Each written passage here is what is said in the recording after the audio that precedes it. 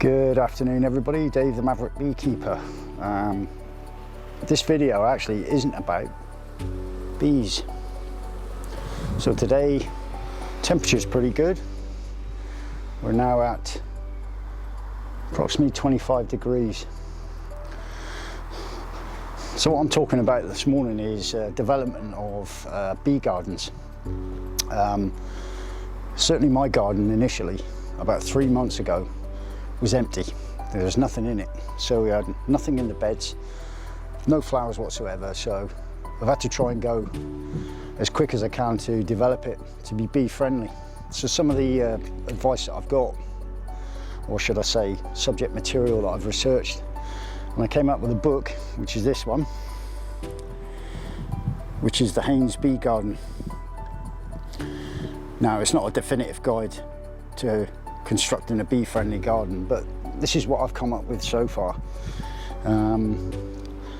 So I've got quite a wide range of flowers, the seasonal flowers especially, and we also have apple trees, lots of hanging baskets and beds. But the real strange thing about this, even though the garden's of a reasonable standard now, and I've tried to make it as bee friendly as possible, the bees tend to ignore all the plants and flora in here. As you can see, I've gone for a lot of perennials and hardy type shrubs, apart from obviously your seasonal stuff that you can see here. And there's a good selection. However, it's taken quite a long time to develop this garden.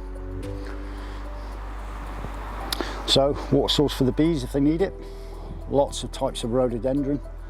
I believe also it doesn't make the best honey in the world. So we have here, there's a cherry tree,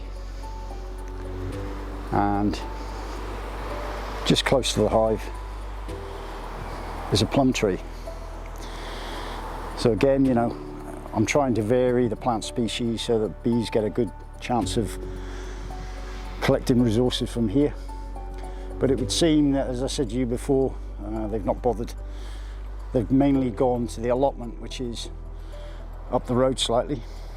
It's got a greater species of fruit, veg, and other exotic type plants, hence why the garden is not brimming with bees. So it's taken a while to develop this.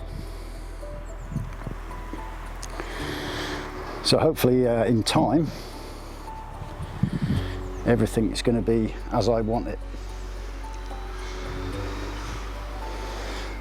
So the shed was sourced from Bulgaria just before the increase in timber and extortionate prices they were asking for. Same for the small seating area at the back of the garden. So all sourced from Bulgaria at a reasonable price. So that's the garden. So the intention is to develop it more and to get more types of plant species in here to satisfy these ladies, and they're doing well. We've got some activity here on the nucleus, which is good.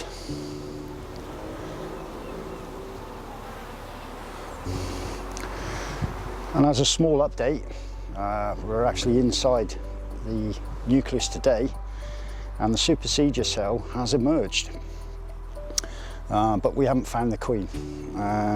Whether she's out on a flight, a mating flight, who knows. So what we're going to do is leave it until another 48 hours, and we're going to go back into the hive and see if she has returned and is mated. So I'll be looking for the mating signs. We're really up to the wire on this, and I'm hoping that she has been successful in mating. But as I said in the previous video, we're going to look at merging the two if a successful mating has not taken place. It's just the way it is. So the weather's good, maybe it will hold to ensure that she gets a good opportunity to mate. As I said, there are drones in the main hive, and also in the nucleus itself. So they're still about. They haven't been ejected yet. So that's about it. Really, this was just really to go through the garden and the sort of plants that I've got here to help the ladies in their foraging activities. So this is the garden. Lots of money spent. Plants aren't cheap, it would seem, nowadays. But I've got a good footing now. So plenty of good plant species. Enough to satisfy the bees' needs, and of course ours on a visual front, in the coming years. There will be an off-site apiary, which we will be occupying eventually, but that won't be until next season. But again, you know, we'll put the films out, no problem at all. So that's what we've got.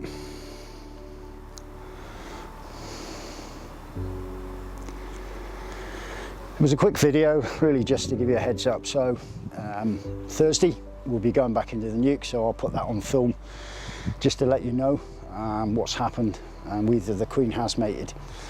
However, just as a reminder, this is the book that I used to give me some of the ideas about the bee garden and using bee-friendly plants. So, okay, thanks for looking in. Don't forget to like, subscribe, and pass it around. And I look forward to seeing you on the next video. And I'll see you, obviously, on the flip side of the brood frame. Cheers.